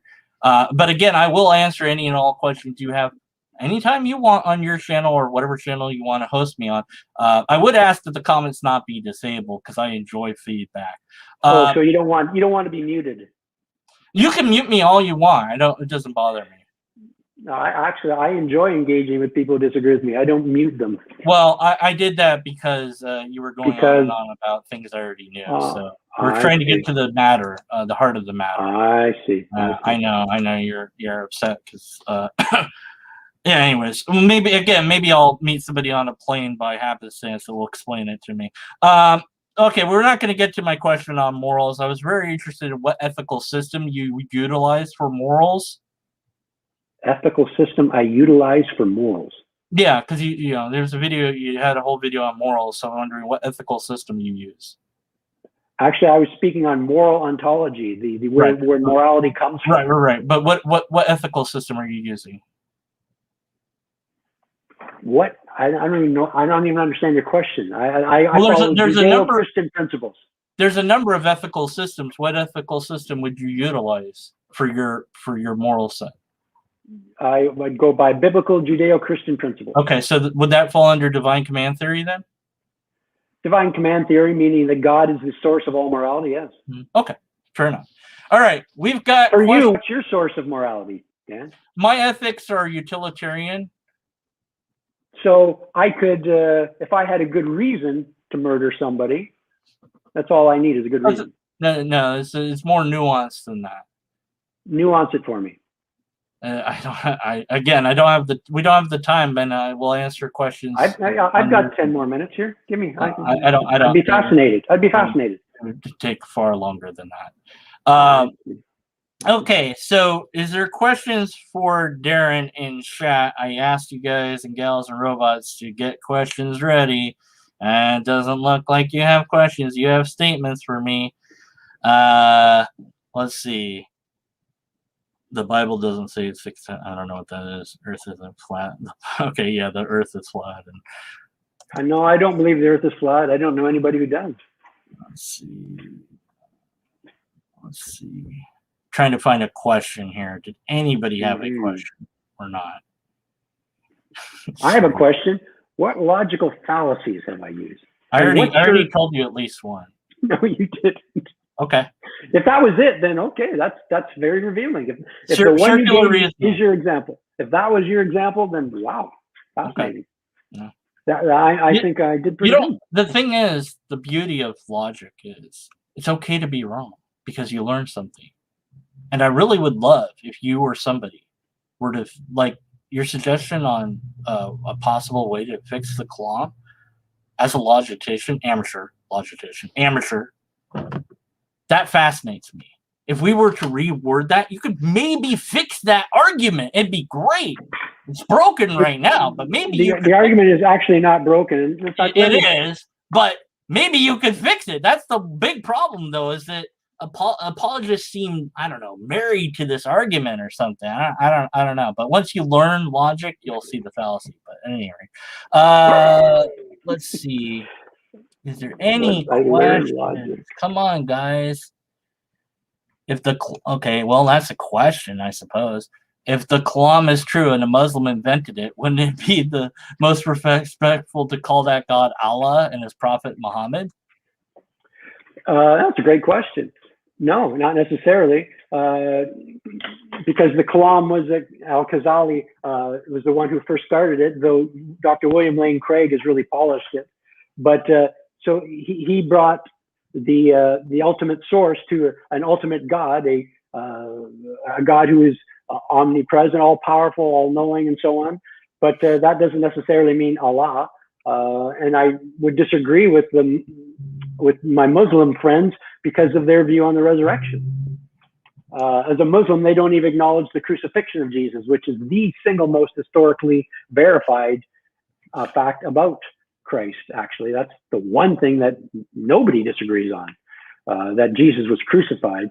But that's where Muslims go astray. So no, not at all. How many Ten Commandment stories is there? He meant to say are there. Is there in the Bible? There's a couple times it's referenced in the Pentateuch in the first 5. So it's mentioned, and then Moses revisits the history, looking back again. So I can think of at least twice where it happens, and then it's revisited and told. The story's told again by the same individual just before he dies. Okay. I'm not sure that's a question. It seems like a statement. I'm not really sure what the point was of that particular comment, so I'm trying to deduce what, because people were responding live, and I told, they never listen to me. I tell them to comment after the video is up. They don't do it. They don't like doing what I tell them to do, which is fine. I enjoy that they don't do that. Let's see. Yeah, Serial Real is irritated at me. That's fine. I don't know the definition of gospel, so I call it a story. Fair enough, I suppose you could say that. Okay, so that question, I mean, okay, there are references that the Bible makes that have been extrapolated into believing that it's flat by some people, but not you, not I. Is Zip Person, does he have a point here, or what are we getting wrong with the because I think it's like, that it's laid out like a map, or that it's seen, or things like this. I think those are poetic, but it's nowhere in the Bible. Yeah. And the Bible does not teach Earth is 6,000 years old. That's not true. Okay. This is an interesting note. Ears and nose grew out life approximately 0.2 millimeters. So if Adam died at the age of 930, he would have had an 8 some odd inch ears and nose. I guess so. I mean, yeah. That's assuming years were calculated the same then as they are now. But right now, oh man, I wish we had more time, because I'd love to not grill you on this particular course and instead just ask you pleasant conversation. But I had to do this. I'd be happy to, yeah. But at any rate, how can we? Okay, well, that's to me. Okay, so here's how I want to handle this. I'll answer the question. You can answer the question as well. How can we explain our existence without a creator? Well, of course, this assumes that there is a creator at all. But how do I explain X? That's the question. Well, there's many ways. My personal existence, okay, parents and so on and so forth, and then you get to biology, and if you rewind that, eventually you get to abiogenesis, which we don't really know that much about, but some chemicals were doing their thing, and some of them could combine and some of them couldn't, and the ones that did, and then things began to happen after that. And before Where did that, the chemicals come from? meteors, mostly, I think. Where did the meteors come from? Those come from the solar system, come from stars. Where did the solar system come from? The stars that exploded. Where did they come from? Right, exactly. So you get to this point where eventually you go, all right, so I know all this. Okay. Then I have a giant question mark, and I go, well, I know that this is here. And I don't know. What is this? What is this? This, the reality as we understand it. Okay. I know this. That's what I know. I don't know the answer because I haven't found it yet. Perhaps I'll find it by exploring the matter further using empirical evidence, repeatable tests, scientific methodology, investigations into radiation or quantum or what have you that's out there. Maybe I'll find that answer by looking for the data. Maybe I never will have the answer. And until I have the concrete data that says, here's this, if it was, to answer this guy's question, if it was as easy as saying God exists, that's God, I'd be like, oh, okay. And it wouldn't be a debate. It'd be like, everybody would agree. Yeah, that's what God is. Duh. We've all, we were all born knowing that God's there. He's always there. Can you answer Otangelo's question? So to answer his question, to explain our or the universe's existence, at some point you get to a question mark. And to be honest, I don't know the answer to that question. And maybe it doesn't. That's honest. Maybe there is no answer. Maybe the question's malformed. Maybe I don't. The question's not malformed. Well, maybe anything. Maybe time travelers came back to try to find God, and they started the universe. And it's like, that's silly. But who knows? I don't know. Maybe because they would be traveling within the universe, which began to exist. Well, but the thing is, I don't know the answer. But I will say this about not knowing the answer. You don't have to necessarily know what the answer is to know what the answer is not. For example, I don't know what 5 million to the power of 72.5 is, but I know it's not 0. So I can know a lot about what the answer isn't without knowing what the answer is. And so that's how I would answer that question. Now, Darin, you can answer his question. How would you explain obviously you would. Well, could you explain our existence without a creator? That's an interesting way to put that question to you. Yeah. In all sincerity, I could not. And I'm just speaking now, Dan, purely rationally. Okay. Purely rationally. And this is where I'm hoping that you'll come to, and please don't take offense to this, but I'm hoping you'll be more honest about the facts before you. Rationally speaking, you cannot explain your own existence apart from a creator, not based on the facts that we have before us. You talk about radiation and all that kind of stuff. We know those facts. The standard model of the Big Bang has been around for about 100 years now. It's really, it's still not proven 100% for sure, but it's survived some pretty solid attacks for decades, and it's getting quite close to settled science. So, we know, as Alexander Vilenkin said, we know that our universe had a beginning. You have to come to grips with that, Dan. And I know you don't want to face that, but you really do. Okay. Because you're put in the awkward spot of saying, I don't know. I don't know where the universe came from. What's wrong with I don't know? Because if it's okay in one sense to say it, but you're ignoring what you do know. You do know that our universe had a beginning, and something doesn't come from nothing. So you're desperately trying to avoid what is really quite obvious, that everything didn't come from nothing. I don't know where everything came from. I have no idea. But you know where it didn't come from, like you just said. You know where it didn't come from. Well, I could say Yahweh as a You didn't response. it didn't come from nothing. I don't know that. I don't have an example of nothing, so I don't know. I mean, there is a fascinating. You know this in math. I found this out about mathematics. It blew my mind. Do you know what 0 to the power of 0 is? No. It's 1. How's that? I don't know, man. But I'm not a mathematician. This guy explained it. It's amazing. I was like, well, there you go. Something came from nothing. 0 to the power of 0 is 1. But I don't know. I don't have your word on that one. Yeah, well, I mean, it's silly, but I don't know. I have no idea. But am I to understand you couldn't? Let's say that science tomorrow said, "We've got it. Here's the equation. This explains everything, and you don't need anything else but this equation. This equation isn't God. It's just whatever that is. And there you go. That explains all of it. Would you still believe in God? That God made that equation or something like that, or? You're talking about the famous theory of everything or something, string theory. Yeah, something like that. But the reality is, even if you're talking about the physics of our present existence, that doesn't explain prior to the singularity. So I'm all for physics. I'm all for science. I love it. I've studied it. I'm no expert, but I'm a layman in this stuff, and I love biological evolution, and I'm willing to follow where the evidence leads. Those aren't issues for me.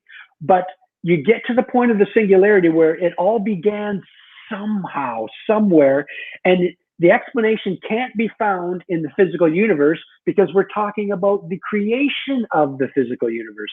So it has to be outside of space, matter, and time and energy. And that's really logically or philosophically, that's undeniable. And that's where you kind of are staring into the abyss of realizing, my goodness, I have to face something that I'm really not willing to face, because then I've got to answer for some other things. And I'm saying rationally, I cannot explain everything coming from nothing. That's irrational to me. Okay.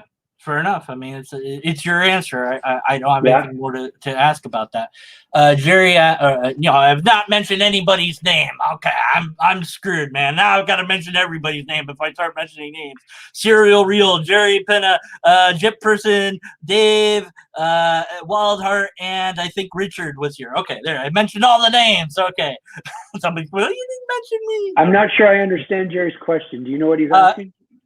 Why couldn't you conclude a cause without a brain for the Kalam? So, well, the Kalam is not about God per se. It's more about cause. That you have to have a beginning to things with the Kalam. That's all it argues for. It doesn't get you to God.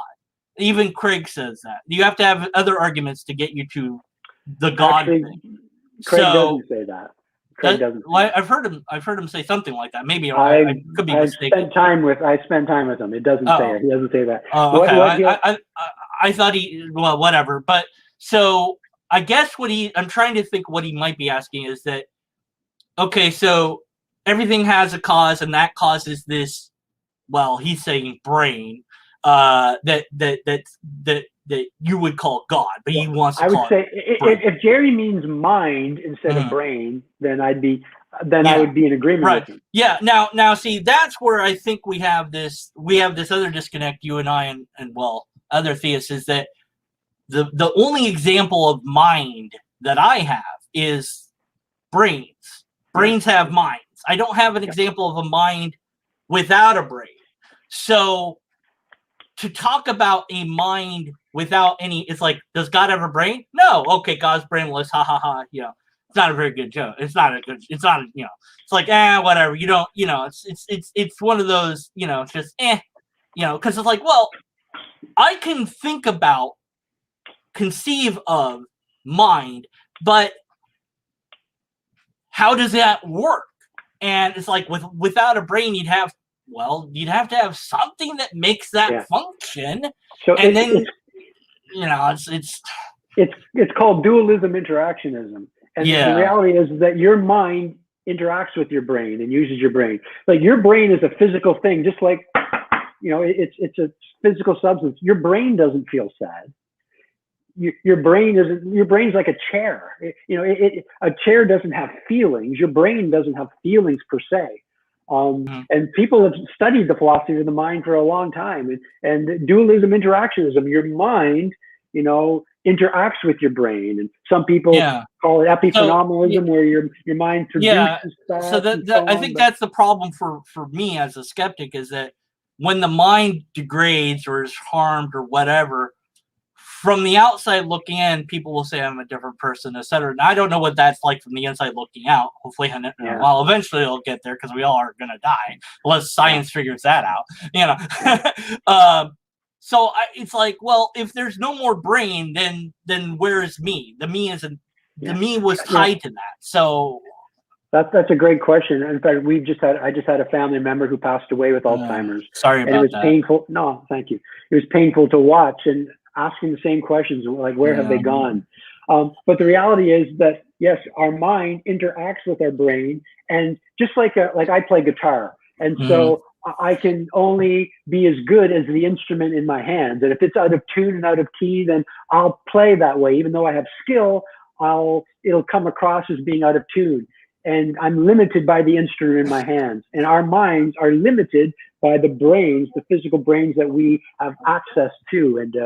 And sometimes as we get older, the brains themselves degrade and we have limited access. So what's that's like from the inside? That's a great question. Yeah, I don't know. I mean, I think that, the only thing of atheist you have to do is not believe in God. Then you're being a correct atheist, or say that there is no God. If you can believe in an afterlife and still technically be an atheist. I don't, but I like to play with that idea and say, well, we're energy, and who knows? But the thing I do know about mortality is that if that person is somewhere beyond just our memories, that doesn't help us, because we still have to deal with that longing for them, and all we can use is our memories. And I lost my mom walked off the mortal coil a number of years ago now, but it seems like just yesterday. And I've had many dreams where it's like it all turns out, oh no, she was fine, and they made a mistake. And it's like, if there is more and she's there, that's great for her. It doesn't help me until I'm there or whatever. I don't know. Right. But it is one of the most human things that I think that we have, is mortality and dealing with it. And whether there's a God or not, an afterlife or not, whatever, I think that we should all give pause to that and have some reverence, because that is a great unknown. And just like with all the other unknowns that I don't know, that one I just go, I don't know, but I'm going to be kind of quiet about it, because somebody is gone, and their ideas, whatever they could have produced, that's gone. That uniqueness won't be around again in that way. And that's, man, what a loss for humanity as a whole. I mean, it's messed up. I wish we weren't mortal. It would be, but then again, we'd probably get bored. So anyways, okay, there was a question for me. I thought I had it. Bane, dang it, I'm an idiot. Where is it? I just saw it. Just had it. Okay, there we go. Okay, the universe is. No sneaking up on me, ghost. The universe is fine-tuned to. Okay, I'm moving my camera on just because somebody might want to sneak up behind me. The universe is fine-tuned to allow life, which is dependent on other things, which is dependent on more. Explain that, please, at Deconverted Man. I think it's backwards. I think that life is fine-tuned for the universe, not the other way around. Well, that's you're not understanding then the argument from the teleological argument. What you're kind of saying is that and by the way, when you went through my teaching on this, I spoke on the fine tuning. I noticed you just fast forward through all of the teaching that I did on that subject. I found that quite interesting. Why did you do that? On the fine, did I? on the fine tuning. When I was listing all the cosmological, all of the constants and quantities and how they were finely tuned, you just fast forwarded through it all. Why did you do that? I don't know why I did it. Probably had a good idea at the time. Why did I do? That's powerful evidence. You just wanted to ignore the evidence. I don't know why I did it, but I can tell you that I might have been. Well, I'm trying to figure out if I can answer that question. All right, they're not going to sneak up behind me. All right. All the constants, right? That these things had to be direct. And I'm like, yes, okay, whatever. We don't need to hear. I think I fast forwarded through the numbers. I don't remember. Yeah, you did. Right? Okay. Because it's like, okay, yeah, I'll grant the numbers. It doesn't matter to me.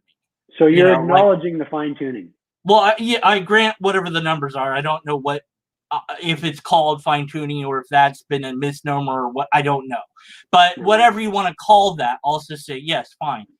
But the problem I have, one of the problems I have is like, okay, well, that's, you have 13 billion some odd years, that might not have always been that case. I don't know how far back that goes. Like where the constant. Can I stop you there? Yeah. Because they're talking about it's this science. This is again not debated in science. This is accepted.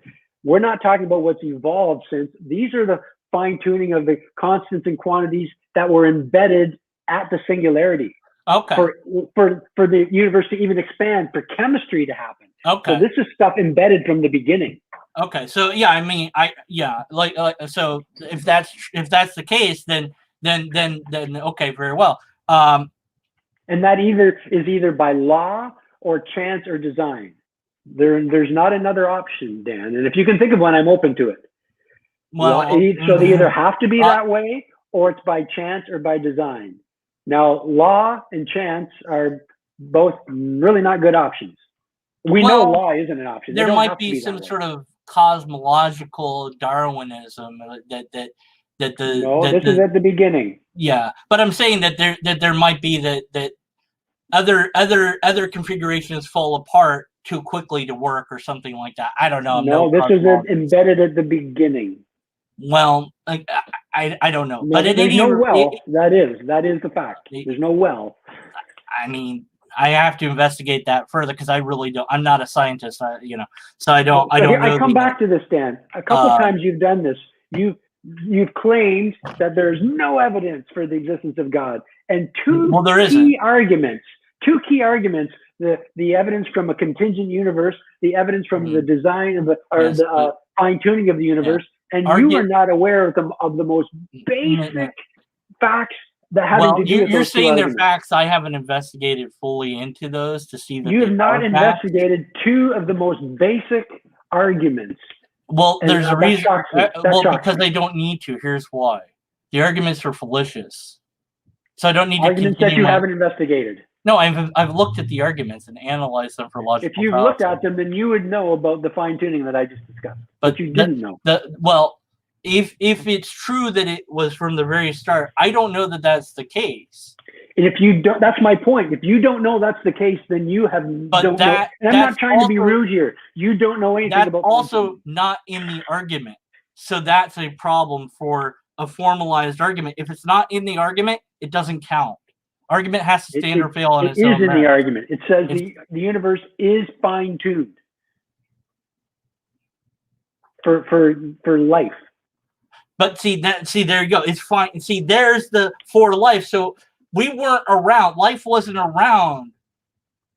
It's the Earth is what 4 billion some odd years old. So 9 billion years waiting for Earth to come about before life. Just for the universe to expand, for chemistry to happen, for planets to coalesce, just for that to happen from the very beginning. That's embedded in. So it's not just in the last couple billion or the last couple 100,000 years of humans, hominoids, whatever. We're talking from the very beginning. But then wouldn't life be everywhere? Who knows? Could be everywhere for all we know. Yeah, it could, I mean, wouldn't it be in outer space itself? And you know, I mean, Not that's what I'm saying necessarily. is that when we say this, it's like, okay, so But this is not debated what we're talking about, Dan.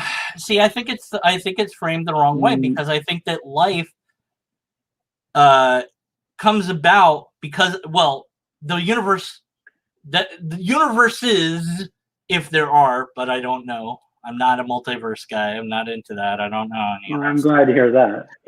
I don't There's believe something it. we agree on, Yeah, Dan. well, see, I don't believe it, but I don't not believe it. I'm skeptical of it because I What's don't the have. evidence for it? Yeah. Right, exactly. I don't have any evidence, therefore I'm skeptical. That's my thing. Is I need evidence. Not another philosophical argument where I'm just like, look, here's the logical fallacies, and we go back and forth. No, that's not a logical fallacy. You didn't consider this and that. Like, look, if you had the thing that I'm looking for, we'd be done. But you don't, and that's just the way it is. You don't So have what I the want. existence of a contingent universe, the existence of a universe finely tuned for life, the existence of objective moral values, those things aren't enough for you to say, hey, you know, there's a really strong possibility here that there's a God. Even if absolutely true, and I granted them, regardless of fallacies, no, that's not evidence of God. A universe that had to have a beginning outside of itself, that in itself is not enough for you to say, wow, No, rationally, the I've got to explain the this. arguments are not evidence. Your arguments only make you investigate further. The evidence is something else. When I say of, okay, and I have to use one of my many examples. Who's going to be? Let's do Pikachu. Sure, why not? So this is simple, it's stupid, but just go with me. If I said this Pikachu was God, you disagree, I think. I could name it God. This is now named God. Now it's God. Well, but that's not really God. Okay, well, what's God? And I could give You you know, rational reasons right. why that's not God. Yeah, but I'm saying that if this was floating around and we all could Wouldn't see be enough. it, and you know, Wouldn't be and enough. it talked to us and all this, and Still it wouldn't be said enough. it was God. It said, I'm No, God, and you know, here's the proof of that, etc. In this still wouldn't strange be enough. world, huh?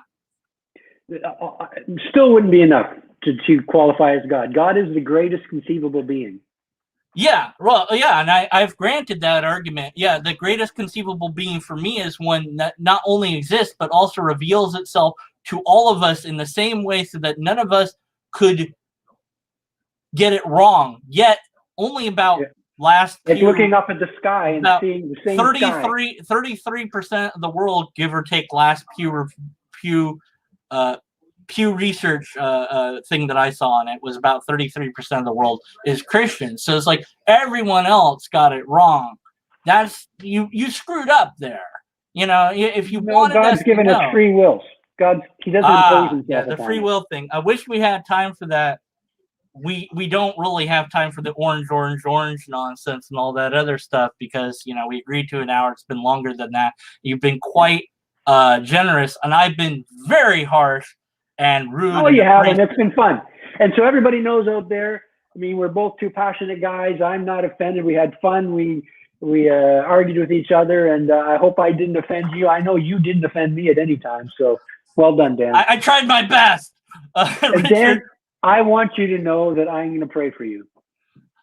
Please see my video that says "Don't pray for me." I'm very sincere with I that. don't care whether you ask me to or not. I'm going to do it, man. You're stuck for me praying. Well, I now. mean, I can't stop you, but I do have a video about that where I say I'd rather you do anything else with your time. Yeah. Well, I want you to know I care about you. Well, I appreciate that, but to me, well, anyways, let's see. Oh, Richard, let's give Richard the final say. Why not?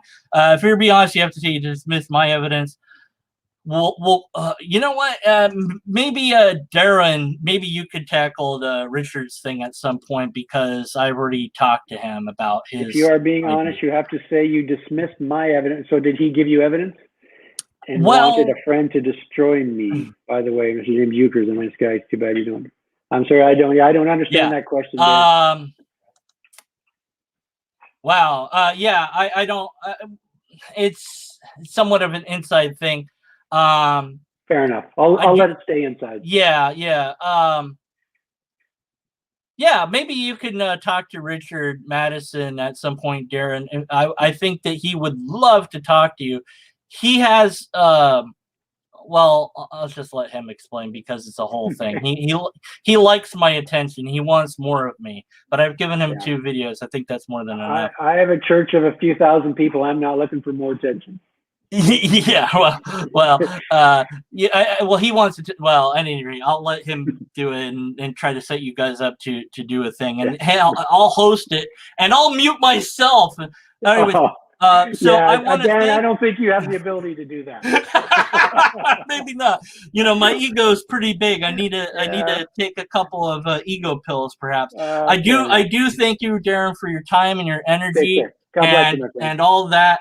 And please subscribe. Now, it's not your channel, right? No. Do you have anything you want to promote or put out there?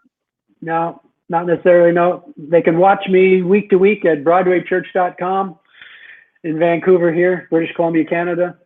Anytime you're in town, love to meet them. Okay, there you go. So check them out, subscribe to the channel, give them likes, give them subs. I would say comment, but no problem. And maybe if you're out in that area, drop by his church and shake his hand and all that. Thank you all for listening. Post your comments once this is done as a video. You won't do it. I'm going to tell you to do it. You're not going to do it anyways because you hate me, I guess. This is the part. No, Dan, how can they hate you, man? Listen, this is part of the thing. This is part of the show. This is the part where I have a mental meltdown. You're ruining it. It's a mental meltdown. You can't stop me. And that's where I melt down. And then I hit the button. Gotcha. Okay, so now I'm going to hit the button. Okay.